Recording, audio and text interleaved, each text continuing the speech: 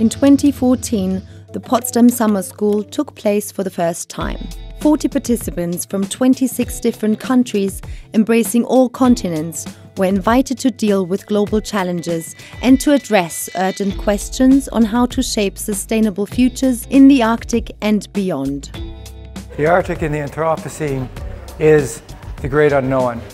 We've entered this age where humans have become as though a geological force. We are changing the face of the planet, and no place is changing more than the Arctic. Under the overarching theme, Arctic in the Anthropocene, this two-week program was jointly organized by 4 major institutes, together with the University of Potsdam and in partnership with the city of Potsdam, capital of Brandenburg. The goal was to bring together early career scientists and young professionals from various backgrounds to foster and enhance international cooperation and the exchange of ideas.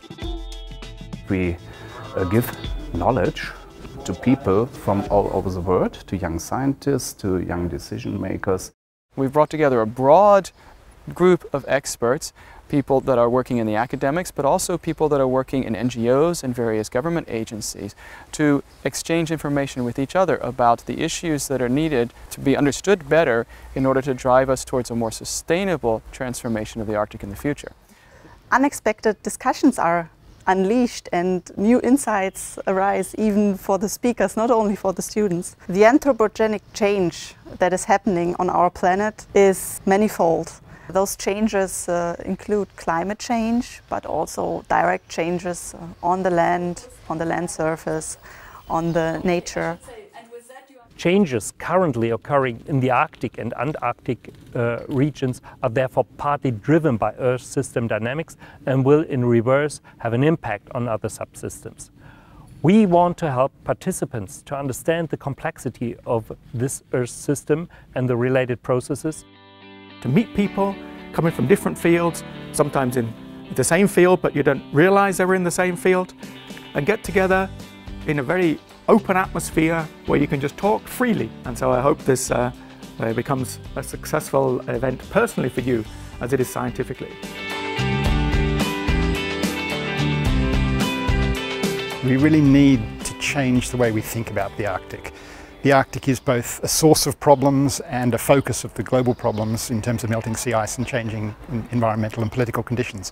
So changing the way people see the Arctic will help us address global problems. You may delay the melting of part of the snow and ice in the Arctic, in the Himalaya, in the Alps. You may reduce the temperature with between 0.5 degree and 1 degree. But if you don't take the action within the window now, if you do it in 40 years, it's too late.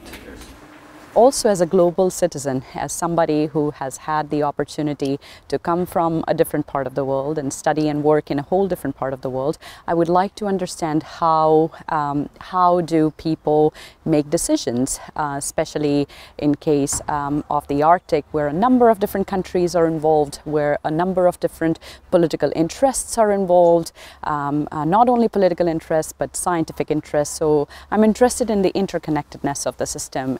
For years now, I think we've identified climate change as a big priority for the Arctic and for the world, for the global community. And moving forward, I think one of the challenges will be to coordinate and concert our efforts and to make sure that we are engaging people beyond the traditional sort of stakeholders that we've had at the table. High-level knowledge was contributed to the summer school program by a host of experts, stakeholders and lecturers from the organizing institutes as well as from international organizations. That there's people living in the Arctic who are severely noticing the changes that are happening today, both climate and the industrial priorities that are happening there. It's directly maybe even endangering a lot of cultures who are dependent on the natural resources like fish or meat and clean air and water, which is basic human rights. Even in the pouring rain, the Einstein campus is well worth a visit. It is the home to the Alfred Wegener Institute Potsdam, the German Research Center for Geosciences, and the Potsdam Institute for Climate Impact Research. In a poster session, the three institutes presented research projects related to the Arctic and had a lively discussion with the summer school participants. Topics like the Arctic climate system, including glaciers, melting sea ice, permafrost, and marine systems, were the focus of the program. I expect that the sea ice in the Arctic will further retreat and the volume of the sea ice will also shrink. And what we also have to expect is that economic development will increase a lot. Shipping through the Arctic and also exploitation of natural resources like oil and gas, but also minerals. Yeah, so why climate change is so important for the Arctic? On the first glance, it's not so high populated area. On the other, there is a good scientific reasons why climate is changing much faster in the Arctic than in other places, but in reality it is changing even faster than it was expected. Well, the changes we're seeing now in the Arctic probably don't happen for the first time. It might happen for the first time at that speed, but there have always been changes before, and usually the past is the key to the present, as we say. Our climate is to a large extent made in the Arctic. So the Arctic, first of all, is kind of an early warning system for us. It affects us even though it might seem far away, because everything that ends up in the atmosphere is well mixed and then affects us at lower latitudes.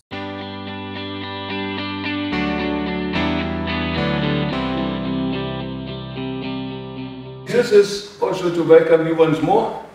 Please make Potsdam not only a short stop for one summer school. Please be aware, it is a cultural center, it is a scientific center. During a public event held at the University of Potsdam, the vital role of the Arctic in global climate processes was brought to the attention of the citizens of Potsdam. 4 renowned Arctic experts discussed the challenges we are facing in the Arctic, and subsequently the floor was opened to the public audience for debate.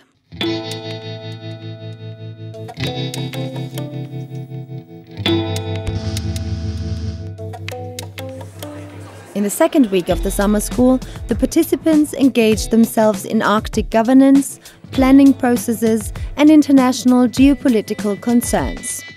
By contributing to the planning process exercise, I would like to have a better understanding again of how to use tools like ecosystem-based management in the context of implementing measures which will allow for the protection of the Arctic environment.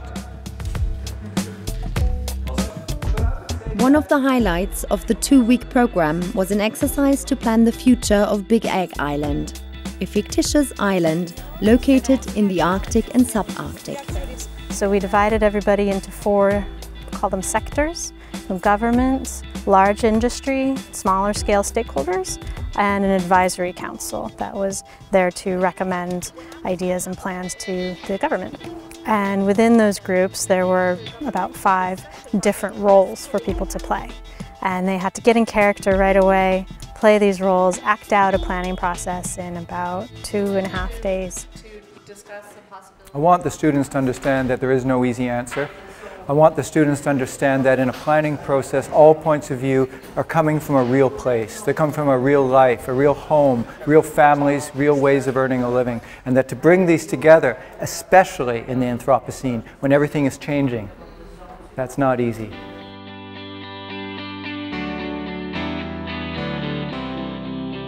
Summer schools are brilliant, and there aren't enough on the Arctic.